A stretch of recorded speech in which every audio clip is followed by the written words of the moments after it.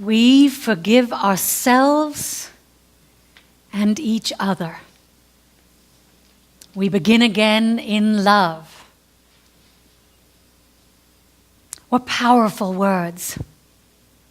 It's been going through my mind all week as I've been preparing this service. In fact, I decided to add forgiveness to my morning spiritual practice. What do I need to forgive in myself or atone for, even just within the confines of my own mind? And what do I need to forgive in another?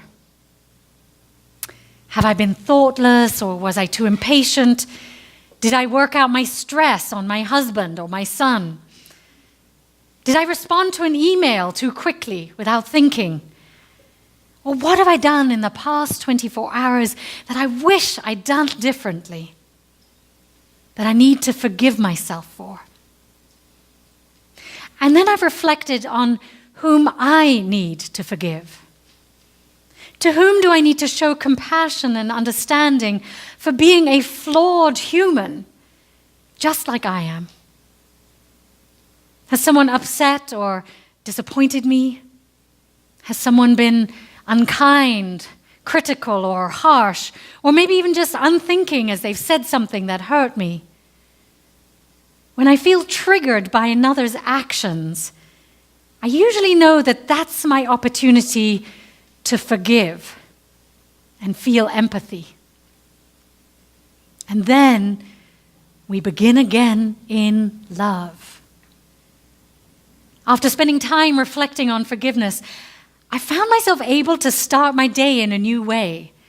It's helped me wipe the slate clean and be able to begin again from a space of newness and love.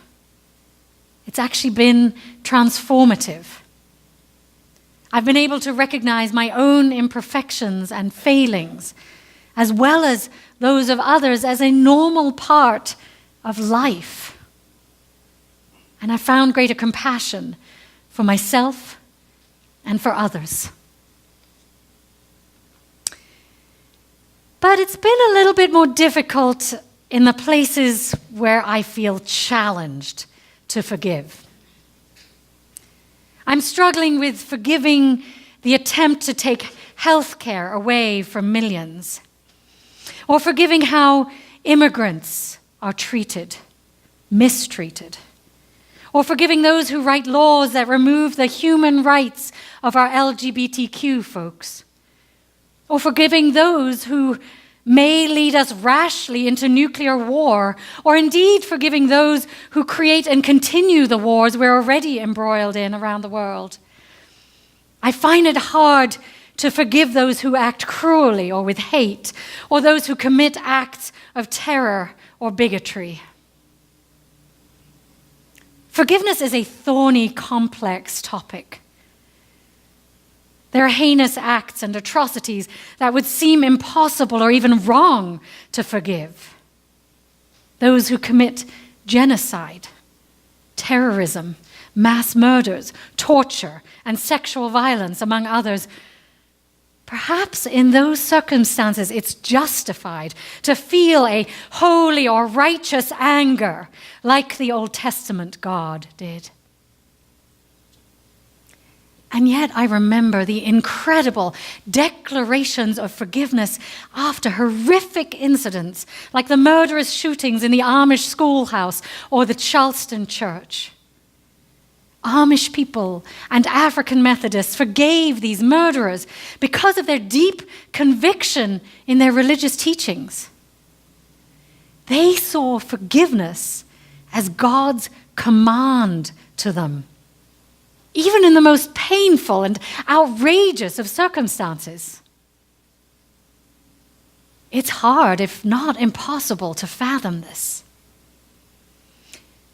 When we think about forgiving those who have hurt us or who have done unspeakable acts, I wonder if it's possible for us to find some peace around it. Not by condoning or excusing the behavior. We can forgive and not condone. It's how I think of our first UU principle. I believe in the inherent worth and dignity of all beings as we are born. But I don't condone the behavior of cruelty, hate, or violence. That behavior indicates that people have stepped far away from their birthright of inherent worth. And in my best moments, I'm able to find some compassion for a perpetrator. I believe if they truly understood love, peace, and happiness, that they wouldn't do things to hurt other people. Their expression of cruelty or violence is likely the external manifestation of their own fear, their own rage or hurt. As the saying goes, hurt people. Hurt people. That's the only way I can forgive. Not by saying or thinking that the dysfunctional, hurtful behavior is okay. Not condoning it. But by remembering that at the core of this hurt, dangerous, unkind individual lies a suffering soul who has been lost along the way. In the midst of our anger, can we still find compassion for the humanity of the other? I imagine I'm not the only one who wrestles with this. Archbishop Desmond Tutu explains it much better than I can. He says, to forgive is not just to be altruistic. It is the best form of self-interest. It's also a process that does not exclude hatred or anger. These emotions are all part of being human. You should never hate yourself for hating others who do terrible things. The depth of your love is shown by the extent of your anger. However, he writes, when I talk of forgiveness, I mean the belief that you can come out the other side a better person than the one being consumed by anger and hatred. Remaining in that state locks you in a state of victimhood, making you almost dependent on the perpetrator. If you can't find it in yourself to forgive, then if you can find it in yourself to forgive, then you are no longer chained to the perpetrator. You can move on, and you can even help the perpetrator become a better person too. Let me tell you a story. It's about a rabbi who in the early 1990s moved to Lincoln, Nebraska with his wife and 5 children to head up the oldest Jewish synagogue in town. Shortly after he arrived, he started receiving threatening voicemail messages from an anonymous source. The phone messages told the Jew boy to get out of town and that the KKK was watching him. Rabbi Weiser soon figured out who this phone stalker was likely to be. It turned out the messages were from a Ku Klux Klan leader, Larry Trapp, who kept loaded weapons, pro-Hitler material, and his Klan robe in his apartment. He was actually nearly blind and used a wheelchair to get around because both of his legs had been amputated due to his diabetes. Summoning his courage, the rabbi started leaving messages on Trapp's phone in return, saying things like, "Larry, there's a lot of love out there. You're not getting any of it. Don't you want some?" And then he'd hang up. Or, "Larry, why do you love the Nazis so much? They'd have killed you first because you're disabled." And then hang up. And he did that once a week. And finally, one day, Larry actually answered the phone. Undaunted and remembering that kindness builds bridges, the rabbi said, "Larry, I heard you're disabled. I thought you might need a ride to the grocery store."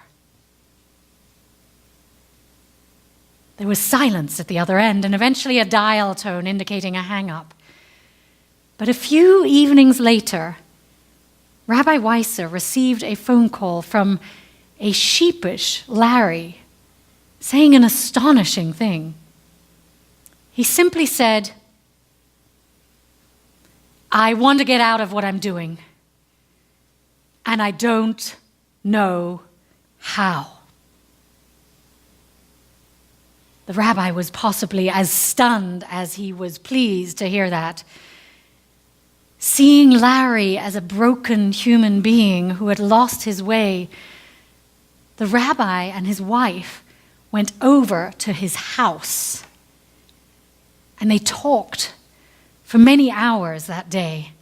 And gradually, over the weeks and months, they became such good friends that Larry moved in with the Weisers. I repeat, the leader of the KKK moved in with a rabbi and his wife. And the family took care of him as he approached death.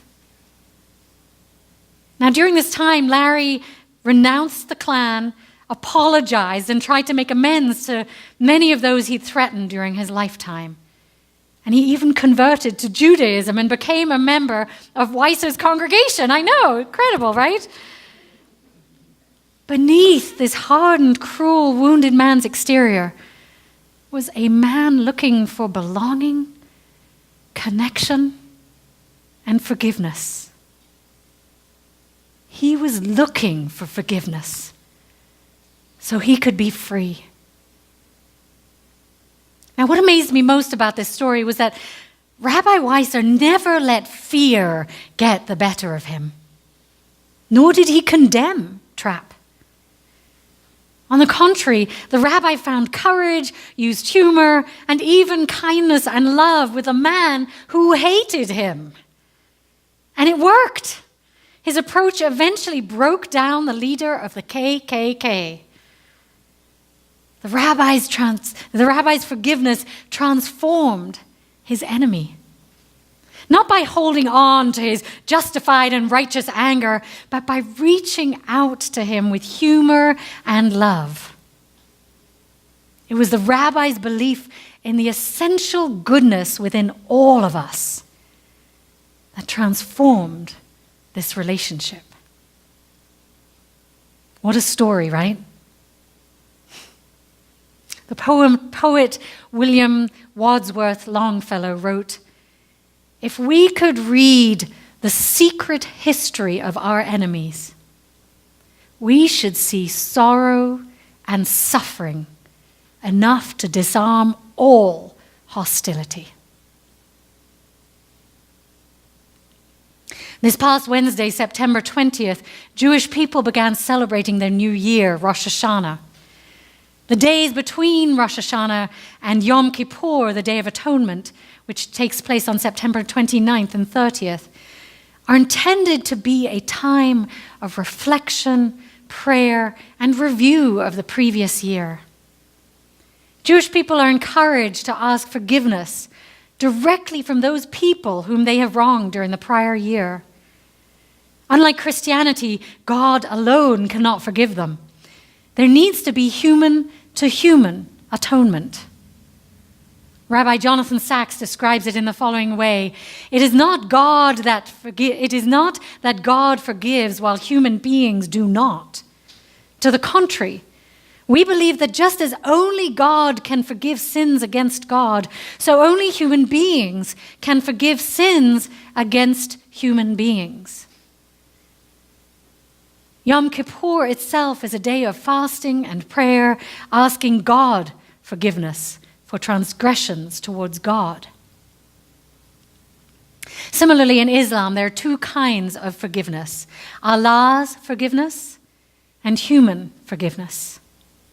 Allah is considered the source of forgiveness. The words Allah is oft forgiving, most merciful are repeated many times throughout the Quran, and Muslims are encouraged to forgive as Allah forgives. Let me tell you another story. One evening in Los Angeles, while Tariq Kamiza started his new job as a pizza delivery boy, he was cruelly murdered by being caught in the midst of gang violence. His father, Azim, was racked by pain for the loss of his young son, who was embarking on a promising new life. It's every parent's most horrific nightmare to hear of the death of their child. Azim went into deep grief and observed the traditional Muslim 40 days of mourning. He could hardly move or do anything and felt such rage about the senseless gang violence that had taken Tariq away from him. But after 40 days, Azim's imam suggested that it was time to make something good happen from this event rather than remaining paralyzed by grief. Struggling with his loss, yet being devoted to his Ismaili faith, somehow Azim found the strength to visit the murderer in prison. And when he met him, he was shocked to find it was a 14-year-old boy who had killed his son. Talking to the boy, Azim realized that he'd acted out of fear and haste, completely unaware of the consequences of his actions. Azim reached deep into his faith, his philosophy of life, and eventually forgave him. During these visits to prison, Azim met Ples, the grandfather of the boy who killed Tariq, and the two found an almost instantaneous kinship. Ples, too, was remarkable in his willingness to stand open-hearted with his guilt by association before Azim's family and ask for forgiveness. That tragedy led to Azim and Ples working together to found the Tariq Kazima Foundation, trying to change the lives of other children who might be lured into gang violence. And together they now go to inner city schools and tell their story to help kids learn an alternative to gang violence. Was it Azim's Muslim faith or his daily meditation practice, or simply his expansive nature that allowed him to respond with such compassion and forgiveness? Or was it that he found renewed life-changing purpose from his son's death? Azim's courage to forgive clearly started the healing process. And I think it's another remarkable tale. Forgiveness transforms. There's no doubt about it.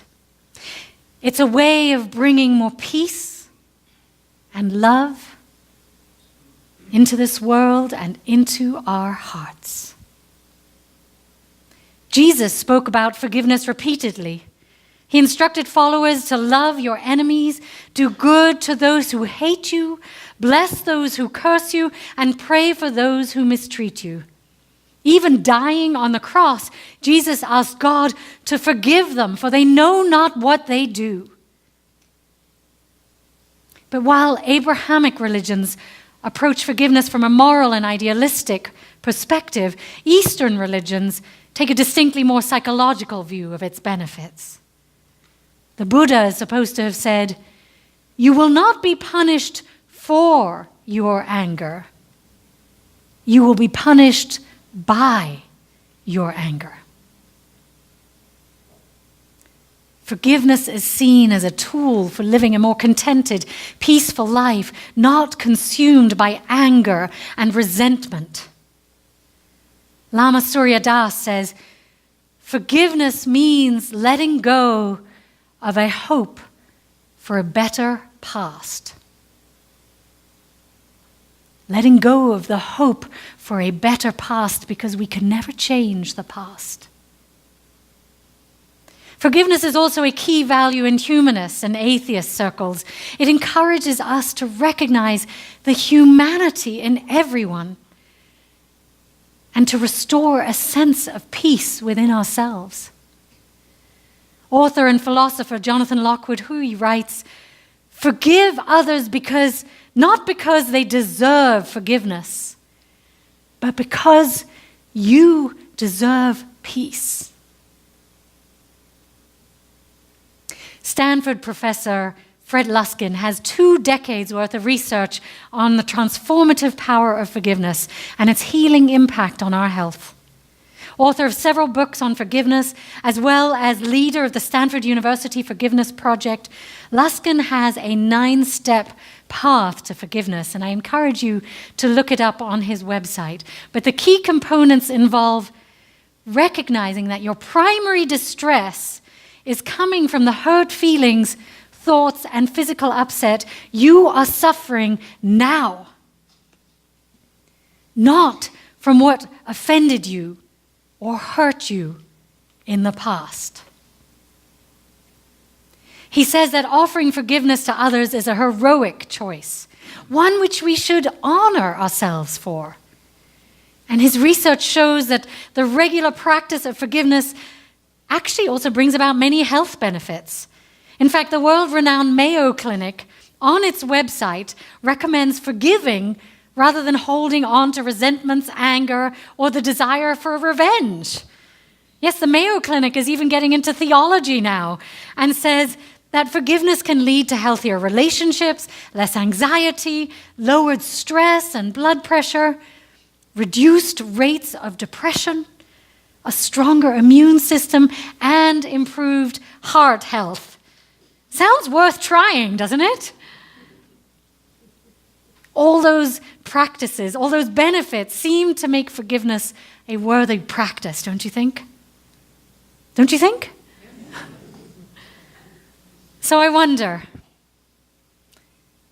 as a spiritual community, whether we might explore forgiveness and see if we can expand our hearts. As A. Powell Davis said in our chalice lighting earlier, what can we do to stretch our hearts enough to lose their littleness? I wonder how increasing our ability to forgive others and atone for our wrongdoing could bring more peace to our relationships and ourselves, and thereby transform this world, even a little. My friends, may we strive to find the places in our lives where we can stretch ourselves a little and forgive. Because if we can, there is the possibility of profound transformation. And to be a witness to such transformation is to stand in the state of holy awe. And when we stand there, the opportunity for greater contentment, more love, and greater peace are the bounty we behold.